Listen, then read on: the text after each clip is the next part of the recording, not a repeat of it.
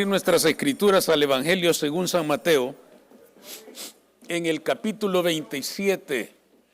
Vamos a leer solo 2 versículos que enfatizan lo que queremos destacar nosotros en el mensaje de esta mañana, que hemos titulado La ruptura del velo.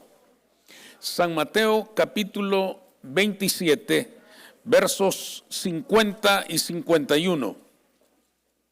Dice, hermanos, en las Escrituras: mas Jesús, habiendo otra vez clamado a gran voz, entregó el Espíritu. Y he aquí, el velo del templo se rasgó en 2, de arriba a abajo, y la tierra tembló, y las rocas se partieron. Pueden sentarse, hermanos. La crucifixión del Señor estuvo acompañada de varios eventos sobrenaturales. Nosotros hemos leído uno de ellos. Hubo un gran terremoto tan intenso, dice, que las rocas se partieron.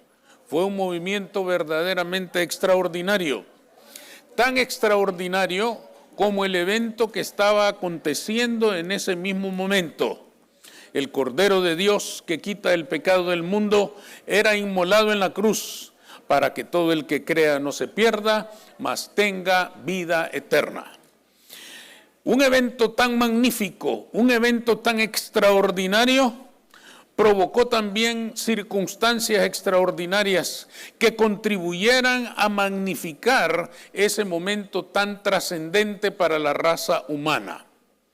Pero ese terremoto del que hablan las Escrituras es uno de varios eventos que se dieron en el plano físico, en el plano humano, quizá para sacudir las conciencias de los hombres y despertarlos a la realidad de que aquello que contemplaban con sus ojos marcaría una diferencia para sus vidas que alcanzaría hasta la eternidad. Sin embargo, hermanos, en el plano físico ocurrieron esos acontecimientos tan extraordinarios, pero en el plano espiritual ocurrió otro, quizá y sin duda mucho más grande y mucho más trascendente que aquel movimiento telúrico. ¿De qué estamos hablando? De la ruptura del velo. Ustedes leyeron ahí junto conmigo en el verso 51 que el velo se rasgó de arriba hacia abajo. ¿Qué quería decir esto? ¿A qué se refería la Escritura con estas palabras?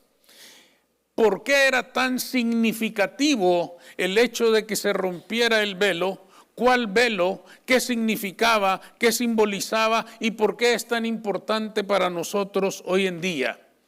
Porque la ruptura del velo significaba, hermanos, que se terminaba la distancia entre Dios y el hombre.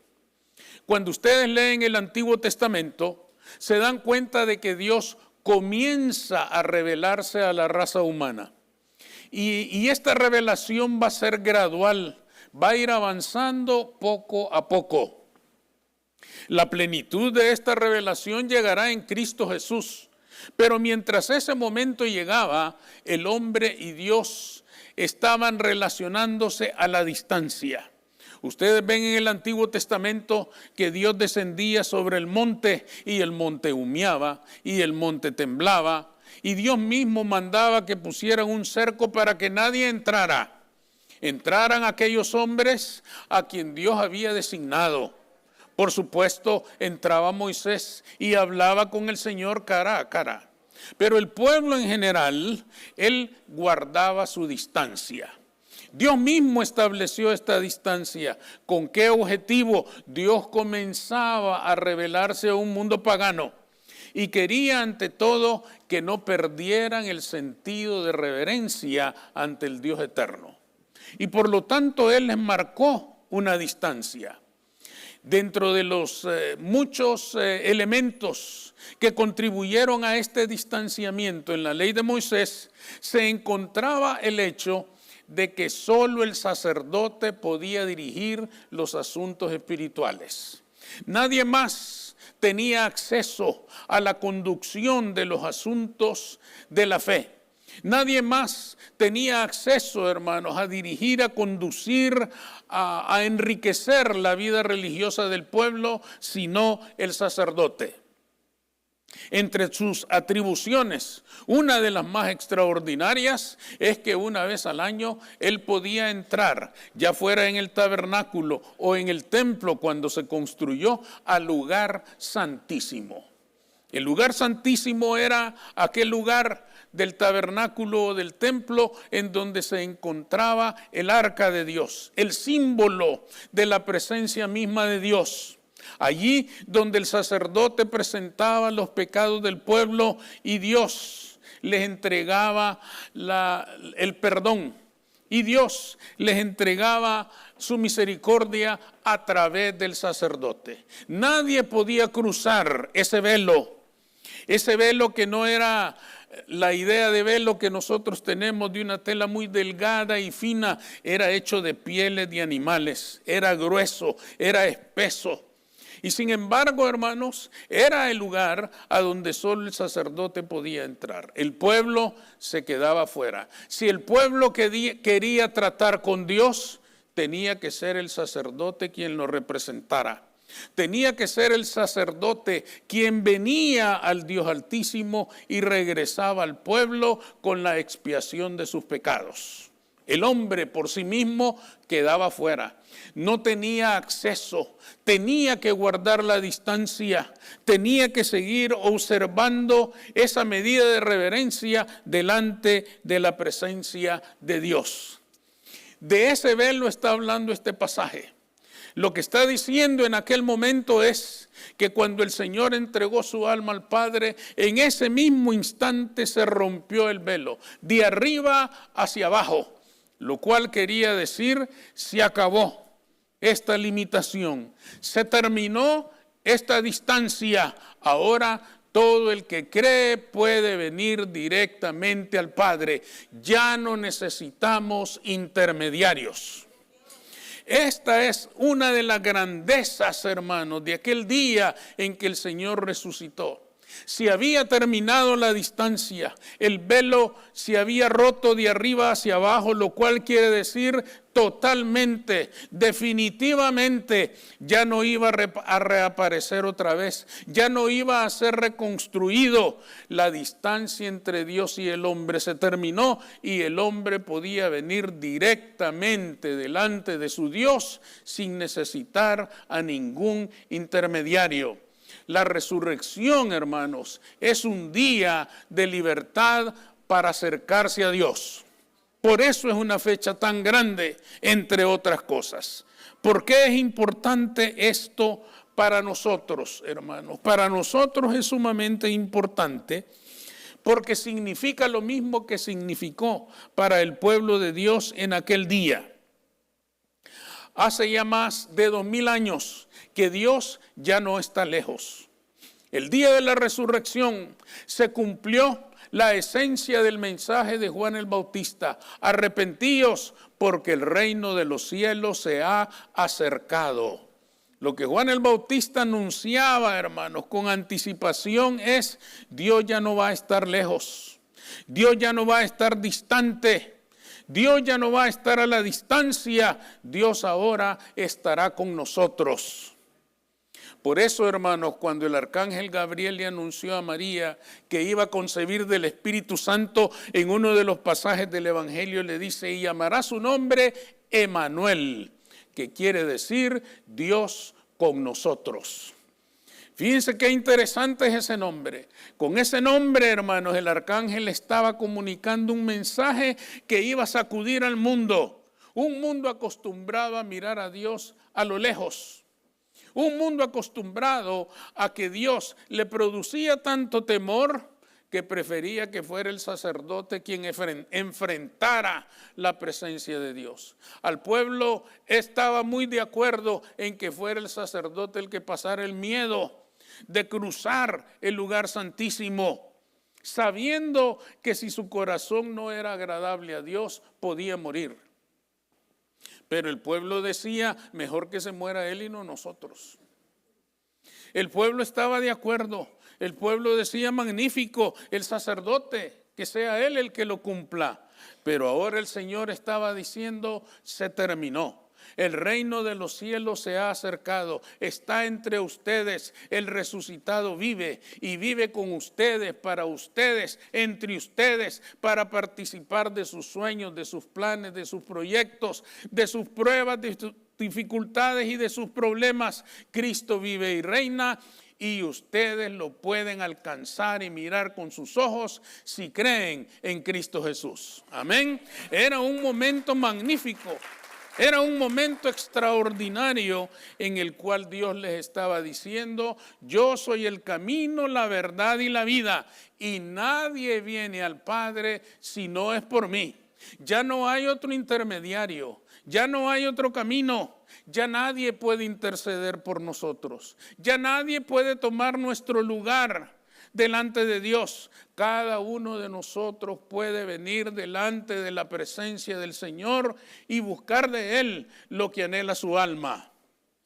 En el pasado, hermanos, tuvimos intermediarios. Y a algunos de nosotros quizás nos quede una tendencia a seguir buscando intermediarios. Cuando tenemos un problema o una dificultad, qué fácil se nos hace decir, voy a buscar a esas hermanas que oran para que oren por mí.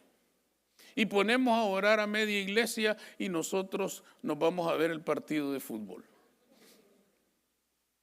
Creemos todavía en los intermediarios, pero el Señor, aquel día en que se rompió el velo, nos está diciendo, tu causa la debes presentar tú. En primer lugar, está bien pedir ayuda, está bien pedir apoyo en oración a los hermanos, pero nuestra causa la debemos presentar nosotros. El velo se rompió.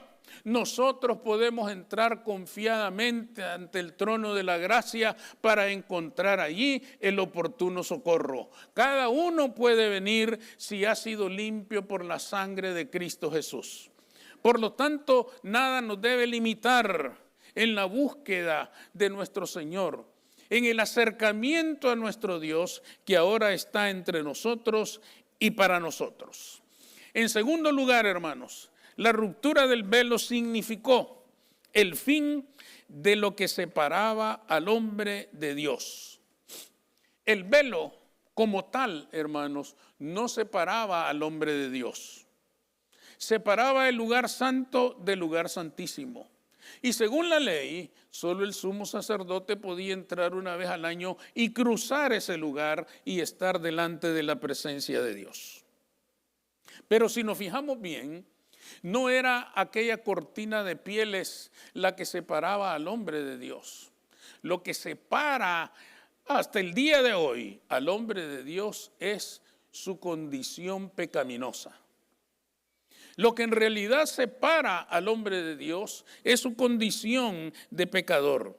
Independientemente de que el velo existiera en aquellos días, el hombre se sentía separado de Dios porque se sabía culpable. Ya hemos tocado ese tema hace unos pocos días acerca de cómo Adán, hermanos, al escuchar la voz de Dios en el huerto, tuvo miedo y se escondió de él. Su condición de pecador lo hace esconderse de Dios, lo hace huir de Dios, le hace tener temor, pero en el sentido de miedo a Dios. Ese miedo es el que en realidad separa al hombre de Dios. No era el velo en sí, sino su condición de pecado. Seguramente, como decíamos antes, el pueblo prefería que fuera el sacerdote quien lo representara a ir él mismo y reconocer su condición de pecador delante de Dios. Al entrar en el lugar santísimo el hombre se daba cuenta de que aunque estaba físicamente tan cerca de Dios, su corazón estaba lejos de él. Y por eso es que aún el sumo sacerdote entraba con temor y temblor. Por eso dicen algunos eruditos en la Escritura que el sumo sacerdote entraba con una cuerda atada a su cintura, porque si acaso moría ahí adentro, pues nadie podía entrar. Así que comenzaban a tirar de la cuerda para sacarlo. ya muerto. Era algo terrible, era un momento tremendo. ¿Y por qué el hombre le tenía tanto terror a estar en la presencia de Dios? Porque se sabía pecador. Esto es lo que en realidad separa al hombre de Dios. Fíjense que Adán, antes del pecado original, no sabía lo que era el miedo. Hasta que se ha consumado el pecado, él dice por primera vez, tuve miedo. Pero antes de eso, hermanos, en Génesis 1 y 2, el hombre no tenía miedo de nada. Podemos afirmar en base a esto que Adán no le tenía miedo ni a Eva. Imagínense si no era el paraíso eso. No había en él esa emoción tan destructiva que es el miedo, no existía en el corazón del ser humano.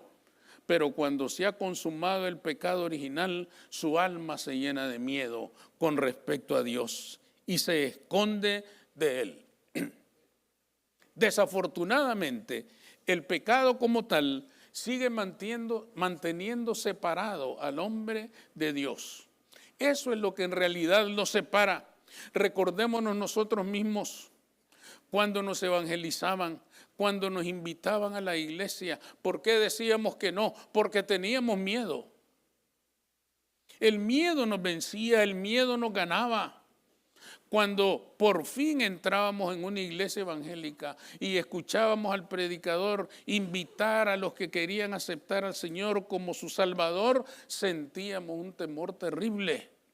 ¿Y qué es lo que nos provocaba ese temor? La conciencia de saber que estábamos lejos de Dios. Esto es el gran problema del ser humano. Por eso el hombre huye de Dios. Por eso esta generación en la que vivimos trata de desterrar a Dios de sus vidas, porque no quiere vivir con ese temor, porque no quiere sentir ese miedo terrible a la verdad, a su verdad. Por eso el hombre rechaza a Dios, por eso lo quiere sacar de sus vidas hoy en día. Por eso no quiere que se hable de Dios en las escuelas, no quiere que se le enseñe a los niños de Dios, porque no quiere inculcarles ese miedo con el que ellos mismos viven.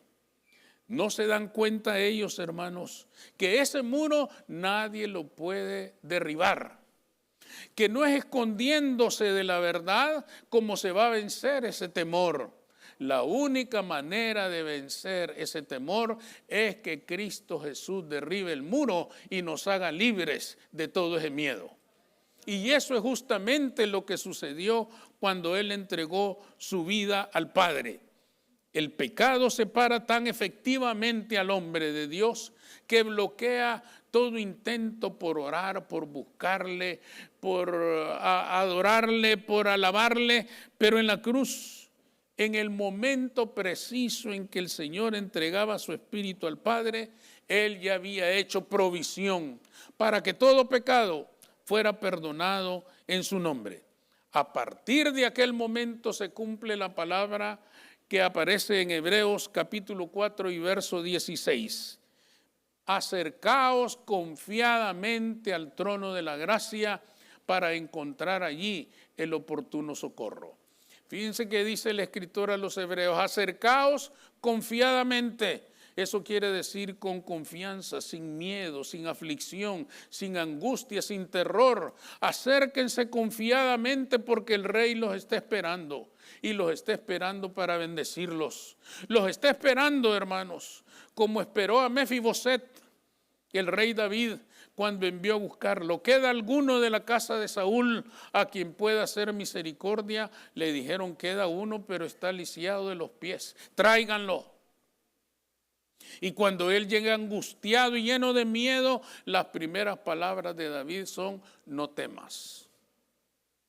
Porque aquel hombre estaba lleno de miedo con respecto al rey.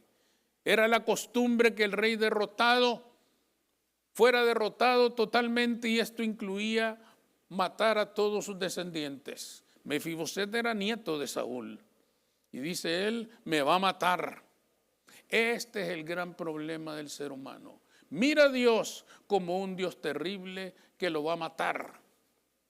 Y en realidad lo que el Señor anda buscando es alguien a quien pueda hacer misericordia. Así como esté lisiado de los pies, esté lisiado del alma, esté lisiado de la mente, esté lisiado de lo que sea, el Señor lo va a sanar, se va a sentar a la mesa del rey, va a comer de su mesa todos los días de su vida, le va a devolver todo lo que el pecado le ha quitado, porque Él es el Rey de reyes y Señor de señores, y no lo quiere destruir, lo quiere bendecir.